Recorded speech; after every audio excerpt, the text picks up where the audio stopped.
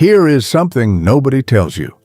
Before you have said a single word, before you have made any kind of impression on purpose, before you have done anything at all that you would recognize as trying, she has already formed an opinion. Not a final one, not necessarily the correct one, but a first one, and in a surprising number of cases, the first one becomes the frame through which everything else gets interpreted. 5 seconds. That is the research window, the time it takes for a human brain to begin sorting what it is looking at into categories: safe or not safe, interesting or not interesting, worthy of more attention or worthy of none. And here is the part that matters for you. Most of what she reads in those 5 seconds has nothing to do with your face. It has to do with signals, specific, observable, entirely learnable signals that most men are broadcasting without the faintest idea they are doing it. Today, we are going through all 5 of them, not to turn you into something you are not, but to make sure that what you actually are is actually coming through. A quick bit of context before we get into the 5 things, because understanding why the brain works this way makes the rest of this land differently. Psychologist Nalini Ambady at Harvard ran a series of studies on what she called thin slicing. The idea that human beings can make remarkably accurate assessments from very small slices of behavior, sometimes as brief as a few seconds. What she found was striking. People watching silent 2-second clips of teachers could predict end-of-year student evaluations with surprising accuracy. The information in 2 seconds tracked closely with the information gathered over an entire semester. This is not magic. It is pattern recognition operating at a speed the conscious mind cannot match. The brain is reading signals, real, meaningful signals, faster than we are aware of reading them. And what this means for you is simple. Those 5 seconds are not arbitrary. They are information-rich. She is not being shallow. She is being efficient in the way all human brains are efficient. And the signals she is reading are genuine, which means the question is not how to game them. The question is how to understand them and how to make sure they are telling the truth about you. How you hold space, the way your body occupies the room before you say anything. I want to be careful here because this gets misunderstood constantly. When I say posture, I do not mean stand with your chest out and your shoulders back like you are posing for a photograph. That looks exactly like what it is, a pose. And poses leak. The effort is visible, and it reads as insecurity dressed up as confidence. What she actually reads in the first 5 seconds is something more specific than posture. It is how you relate to the space you are in. Does your body look like it belongs here? Are you taking up the space you actually have? Or are you making yourself smaller than necessary? Are you leaning slightly forward with a subtle lean of someone who needs something from the room? Or are you simply present, grounded, not performing? There is a specific quality in the body language of a man who is comfortable in his own skin that has nothing to do with size or height or conventional attractiveness. It is a quality of settledness, of not needing the moment to be any different than it is. The brain registers this before the eyes consciously see it. It is one of the oldest signals in human social behavior, and it communicates more in 2 seconds than most people communicate in 2 minutes of conversation. The practical question to ask yourself is this: when you walk into a room, does your body look like it arrived, or like it is still deciding whether it belongs? Your eyes and what they are doing, not eye contact, something more specific than that. Most advice on this topic just says maintain eye contact, as if eye contact is a single thing. It is not. There is eye contact that is warm and present. There is eye contact that is anxious and monitoring. There is eye contact that is searching for approval. There is eye contact that is simply looking, without agenda, without need. She reads these differently, very differently. The eyes that are monitoring her reaction, checking whether she is smiling, whether she seems interested, whether the approval is coming, those eyes feel like pressure, like there is something being asked of her before any conversation has even started. The eyes that are simply present, that see her without needing anything back from the seeing, those eyes feel completely different. They feel safe. They feel like someone who is already okay and is simply noticing her from that place of already being okay. The eyes that need something from you feel like a demand. The eyes that need nothing from you feel like an invitation. In 5 seconds, she cannot read your thoughts, but she can read your eyes.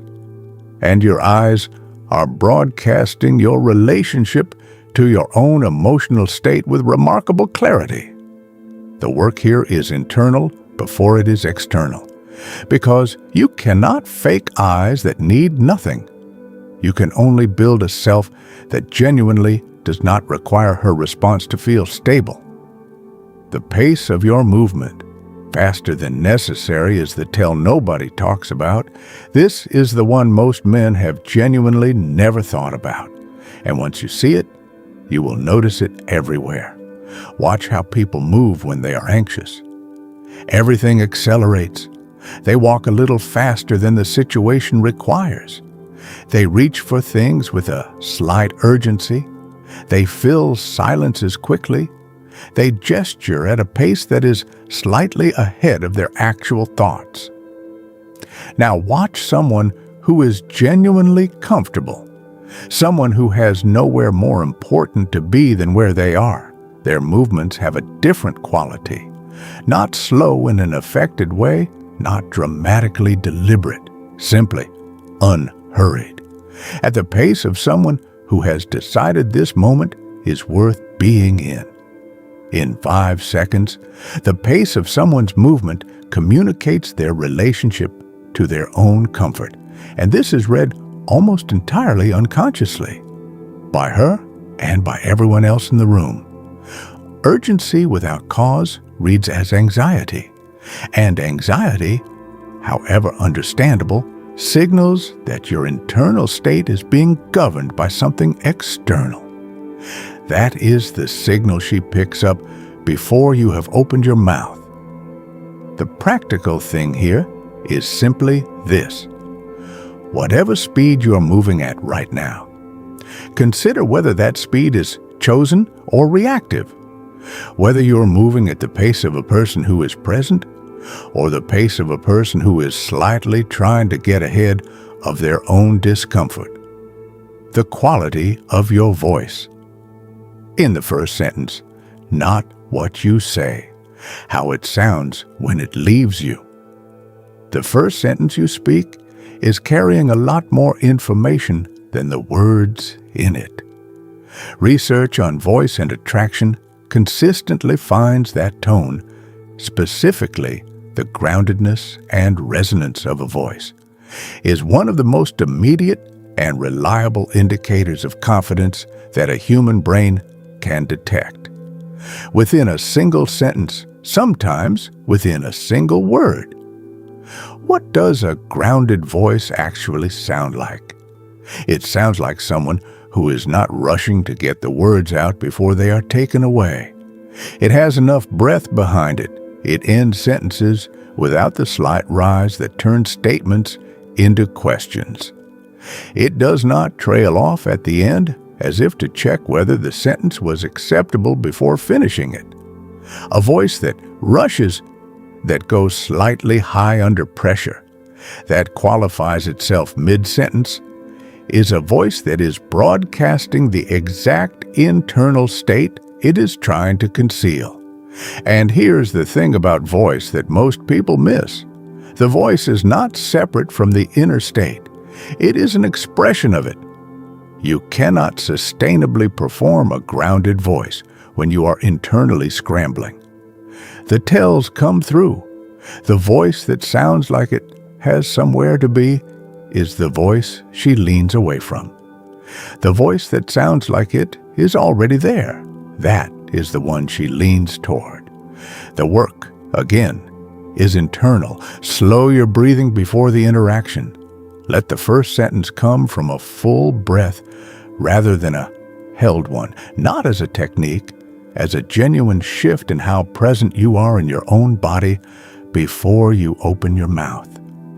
How others in the room relate to you. The most overlooked signal of all, and the most powerful. This last one is the one nobody includes in these conversations, and I think it matters more than any of the others.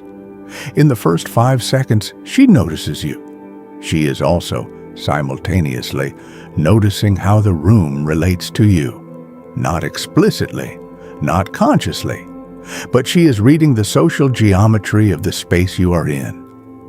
Do other people orient toward you when you speak? Do they listen when you say something, or do they continue their own conversations? When you enter the space, does anything shift? Does anyone track you with their attention without you asking them to? This is social proof operating at its most fundamental level, and it is not something you can manufacture in the moment.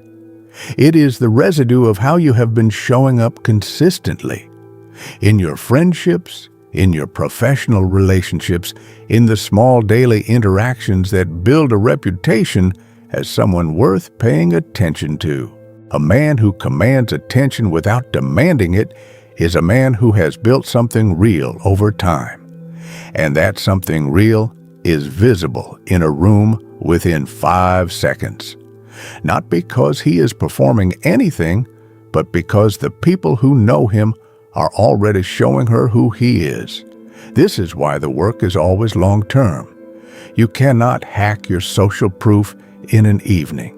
You can only build the kind of relationships and reputation that make it real, so that when she scans the room in those 5 seconds, what she reads about you is already true.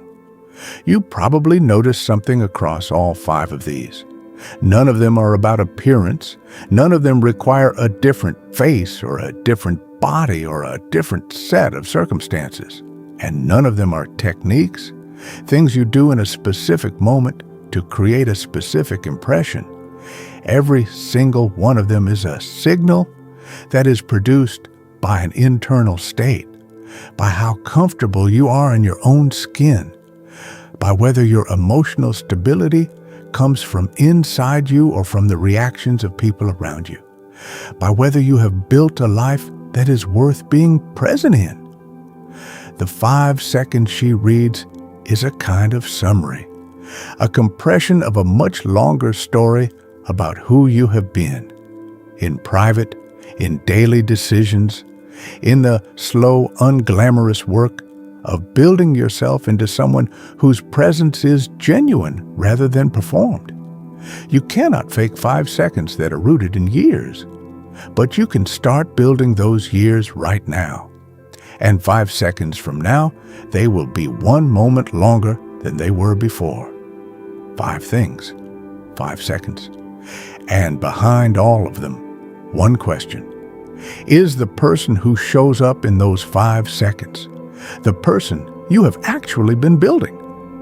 Because if the answer is yes, if the posture, the eyes, the pace, the voice, the social proof are all expressions of something real, then those 5 seconds will do what they are supposed to do. Without effort, without technique, without you having to think about any of this in the moment at all. And if the answer is not yet, then at least now you know exactly what the work is, That is always the most useful place to start. Mind Tactics Lab is here every week. Sharp observations about human behavior, psychology, and the specific things worth paying attention to. Subscribe if this is the kind of thinking you want more of. Comments. Which of the 5 hit you hardest? And be honest. The one that made you slightly uncomfortable is the one worth thinking about most. Pay attention out there. The signals are everywhere once you know what to look for.